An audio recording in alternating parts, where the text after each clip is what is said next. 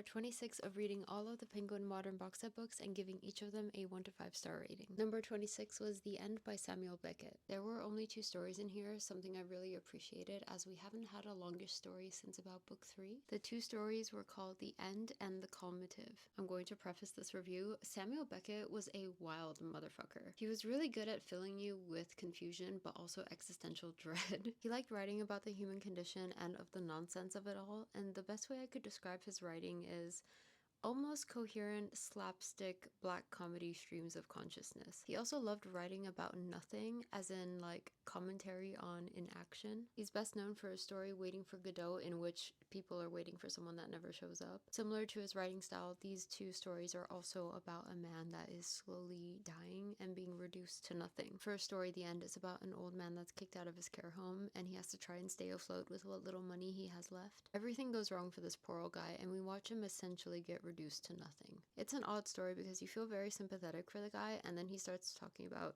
itching his genitals and itchy spots along his body and how he pees a little bit into his zipper because he doesn't need to pee that much because he's old, and it's just like a really bizarre story, but it's a palatable story. I know that's not the best word after mentioning all this disgusting stuff, but it is a decent story. The second story, The Calmative, however, I'm not even going to pretend like I understood anything. You can say I'm not an intellectual. I really don't care. I think the story was essentially the same thing as the first story.